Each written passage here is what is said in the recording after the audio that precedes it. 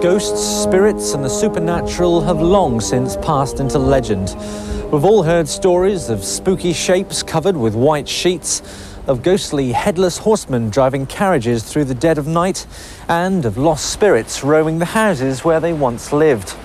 But how seriously do we take the subject? Do ghosts actually exist? And if they don't, why are we afraid of the dark?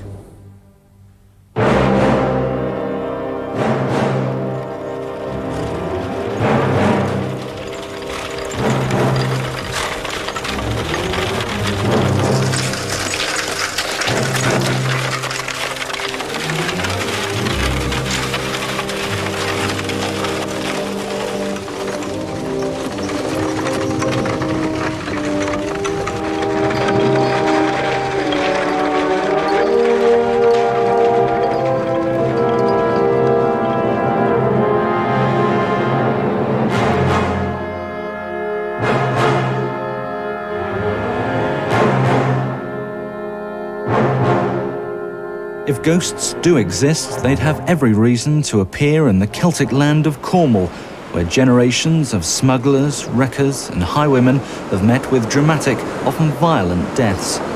Its rugged landscape and remote backroads provided ideal locations for highway robbery in the days when horse-drawn carriages were the only mode of transport and every journey was fraught with peril. Oh, where I am. Also, many young Cornishmen died underground in the boom days of tin mining, when prices and profits were high, but lives were cheap. Hundreds of people were killed during the 19th and early 20th centuries. Another reason for Cornwall's spiritual fame may be the mysterious Celtic atmosphere, which professional ghost hunters say can be felt in many parts of the county. Add these together, and you have the highest number of ghost sightings outside London. Many of these sightings can be traced back to actual events where someone has died, and for various reasons, their spirit appears to be unable to rest. The presence of a housekeeper who lived at this old manor house can still be felt today. She's been known to move ornaments and even strike people who work there.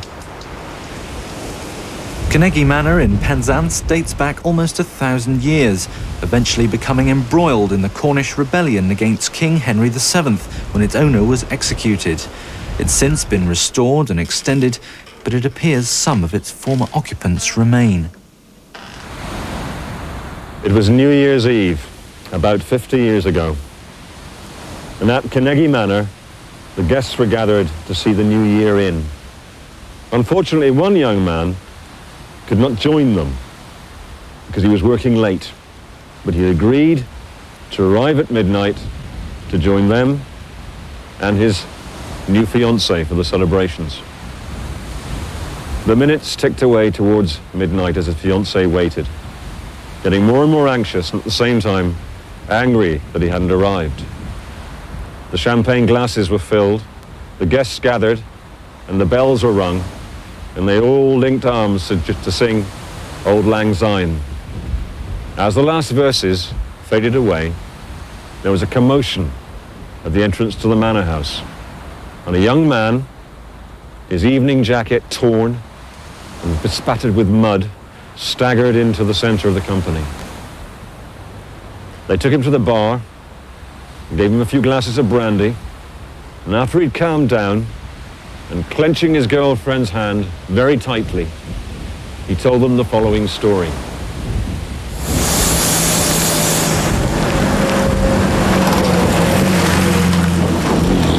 He'd left as agreed and arrived at the driveway to Kgi Manor in his open-top sports car at about 10 to 12. As he drove in, there was nothing else in his mind but the thought of the party and meeting his girlfriend. And then he became aware of something approaching him down the driveway. The lights of the car showed nothing, but he became frightened.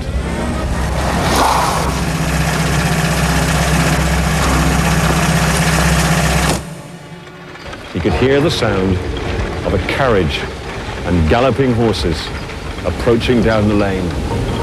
The sound grew louder and louder until you could hear the jangling of harness, the cracking of a whip, and the desperate cries of the driver. Louder and louder it became, and the wall of sound rushed past him down the laneway, and to his horror, he saw there was nothing there. Another ghostly location well known to local people is this narrow, windy road which twists through woods near Camborne. Some have sensed a presence following them as they've walked along the road through the darkness.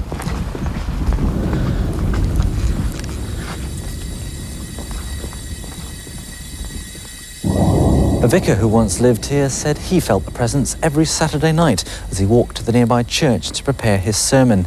The atmosphere in this area is said to be so strong that some dogs have backed away when their owners have walked them here.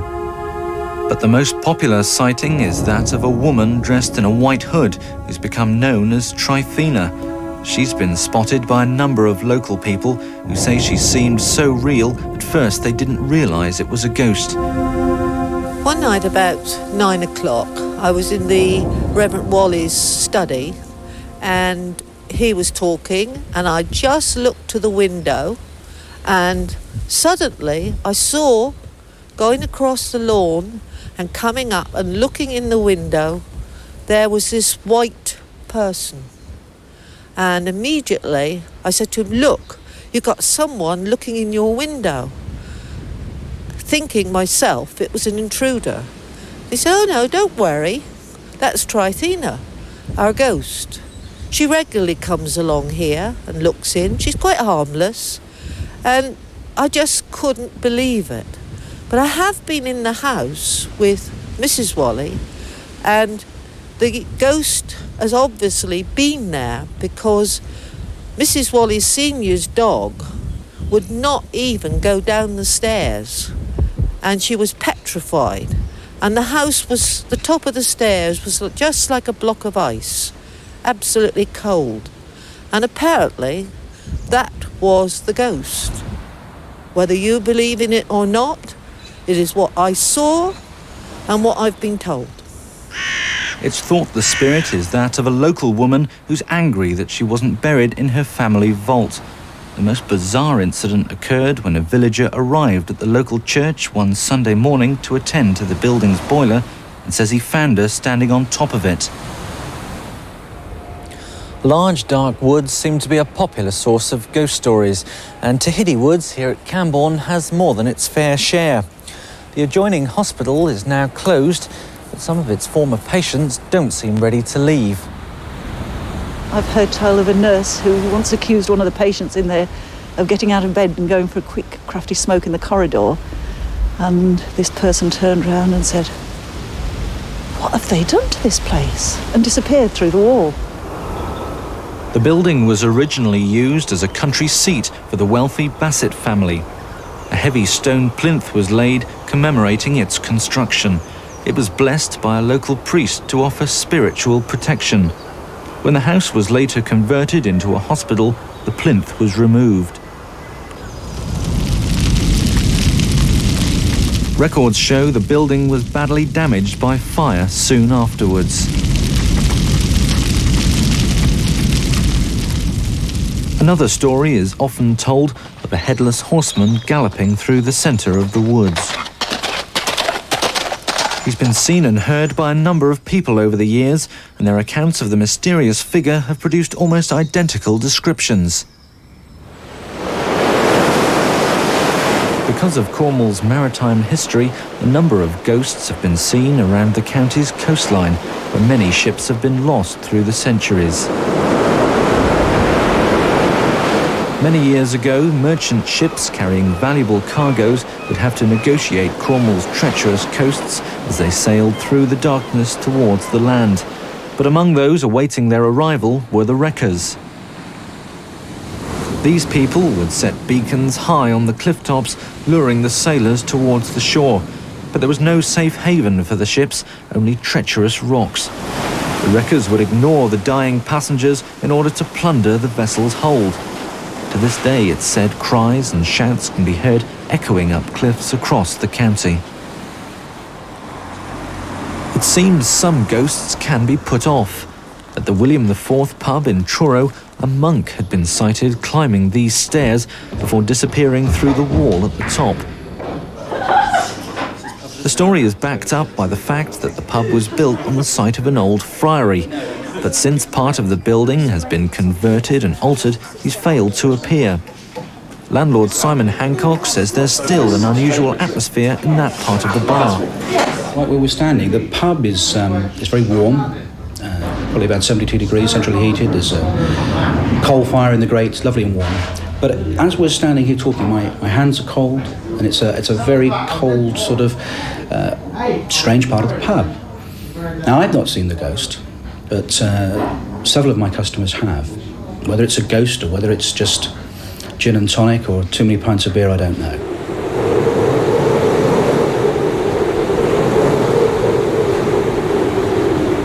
There are other ways to rid your property of an unwanted spirit. It helps to find out who the spirit is and why he or she remains there. The most popular reason seems to be the fact they didn't have a proper burial or funeral service, or perhaps they left an aspect of their life unfulfilled and want to put this right. The Reverend Simon Law carries out up to 90 blessings a year, varying from identifying unusual atmospheres to driving away evil spirits, but ghosts aren't always frightening. I saw the bottom half of a little boy, and I just said to the girl, "When did you lose your baby?" And she said, "Why?" I said, "There's a little boy behind you, and he's about 9 or 11 years old." And she said, "You're the only one who knows." She said, I lost a little boy when I was 16. I said, "Got a name?" "Oh, yes," she said, "it's Stephen." And so we celebrated the Eucharist there and used Mark 10:13. Jesus said, "Let the little ones come to me. Do not try to stop them, for the kingdom of heaven belongs to such as these." And she did. She put her little baby, and yes, there were tears of grief because she'd never been allowed to cry. That's the sadness of losing a child often. And then the joy. And it was radiant, that he was okay, and she knew it. The Reverend Law is based at the church in St Columb Major and travels the county with his special ministry, offering reassurance to those who fear their homes are haunted. One day, the parish priest called me in. There had been an altar set up on the coast in the open, and we took it apart and blessed the whole site. And I was aware that I was being watched, as it were. And that night I knelt down in the bedroom upstairs because I was aware of this. And my son came out of his bedroom at the back of the vicarage and said, "What was that, Dad?" I said, "Why, what did you see?" He said, "A flash went straight through the bedroom and out." That was one. And the second one, it was not very far away from here. I was blessing a cottage, and we went into a back bedroom to bless the room. And as I was blessing it, there was a chest of drawers in the corner, and it just rattled. I thought there was a cat in it, and the woman went to go past me. I said, "No, we stand our ground." I blessed the rest of the house. I said, "Look, I'm going upstairs just to check that chest of drawers," and opened the drawers. There was nothing in the chest of drawers. I said, "You got a cat in the house?" She said, "No, the dog won't allow him within 100 yards.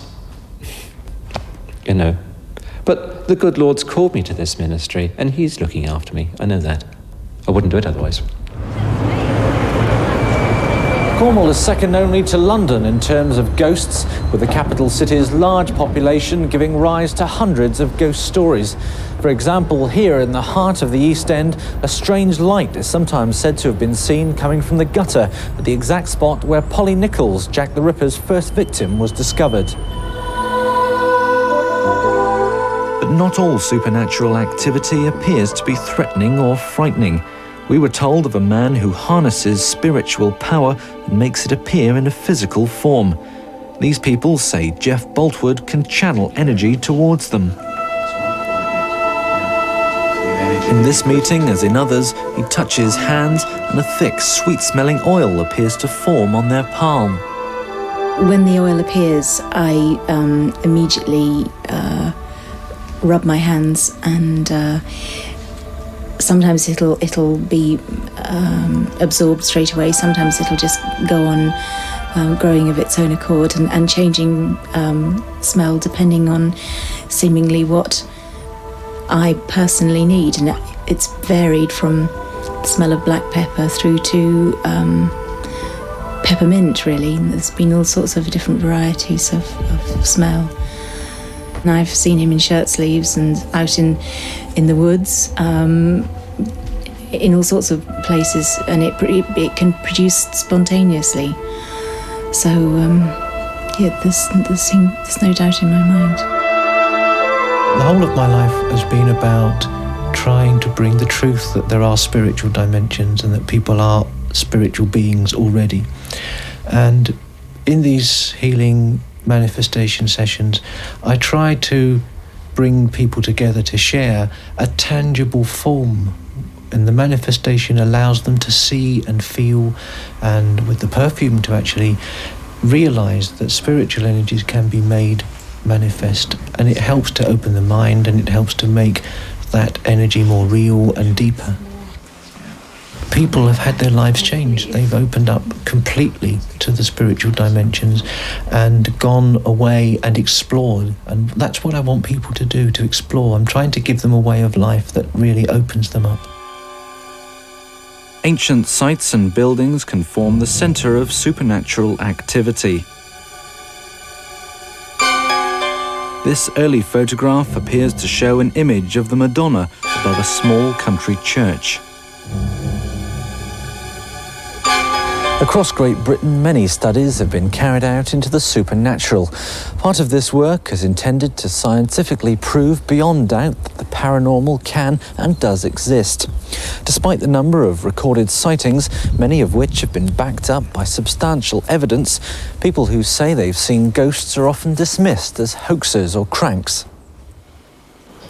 One of the country's leading ghost experts is Michael Williams, who's written a number of books on the subject. Over the past 30 years, he's interviewed around 600 people who've seen, heard or sensed ghosts. He says they can't all be wrong. It could be this gradual building up, as has happened in the 20th century, an accumulation of evidence. But I think the next century will probably produce one very dramatic happening. Maybe we shall get an interview with a ghost, because I have among my records a conversation between a photographer in Cornwall and a dead man. And it could well be that on film, such as we're doing tonight, that an interviewer interviews a ghost. This seems impossible at this point in time, but if you go back to the beginning of our 20th century, things which seemed impossible beyond logic have taken place. We decided to put it to the test. During the making of this programme, we chose one of Cornwall's most haunted homes, Dockacre House at Launceston. A former lady of the house, Elizabeth Hurl, is thought to be still in residence more than 200 years after her death. She died after being shot here on the third step of this staircase, where many visitors have complained of an icy cold feeling. It was early in 1980 that we had a visit from a friend of ours, and she was accompanied by another woman whom we'd never met before, who subsequently turned out to be a medium.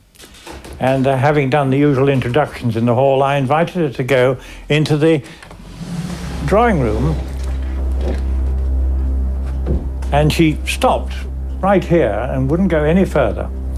And I said to her, "Oh, do please go in." She said, "No, I want to ask you a few questions first." And she said, "Do you know of anybody who lived here who had a grey dress on?" So I thought this was rather an odd question. I said, "No, I didn't."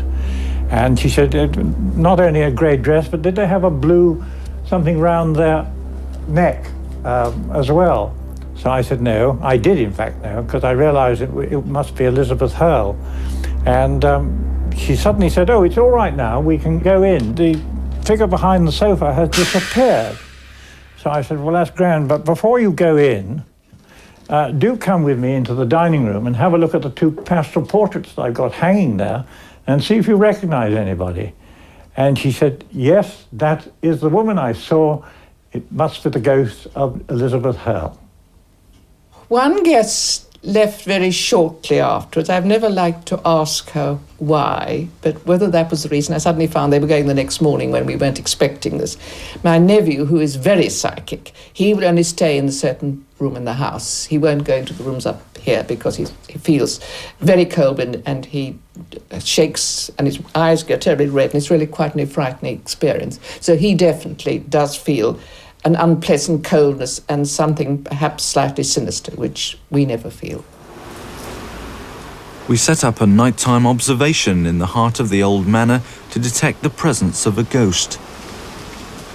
I'm intending to put this horseshoe here by the door, very significant part of the property, and chalking its outline so that we can determine at a later date whether it has in fact moved.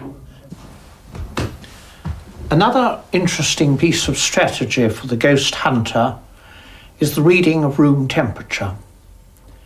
Frequently, when a paranormal happening is about to occur, the temperature will drop significantly. So we're going to try and get a reading on this all-important third stair.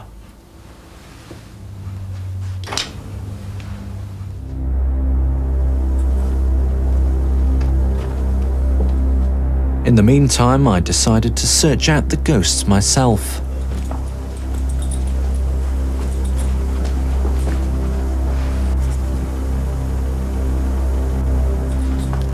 A few hours later, we rejoined Mr. Williams.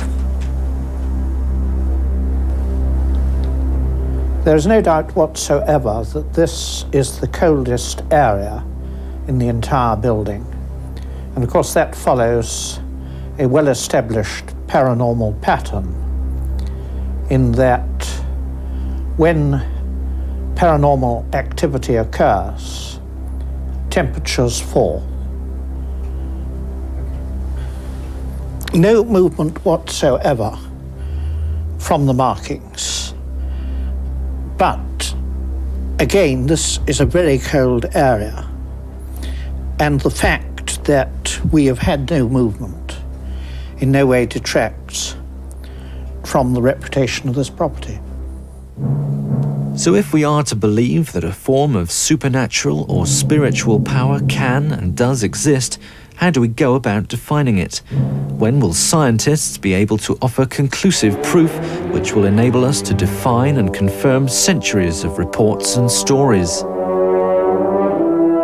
I happen to think that the 21st century will produce some new frontier where science and paranormal will meet. And maybe there we shall get to know the reality of ghosts. The evidence for ghosts is so overwhelming that the only area of worthwhile debate concerns the nature of ghosts. One of the dangers in the past with the church, they had all the answers and then they had no answers at all. I think you've got to keep an open mind about this. And yes, you can have good and bad, mischievous spirits, but the majority, by far the majority, are people who are stuck. I'm here. Please take notice of me. I want to be loved, and I want to go where I can continually be loved.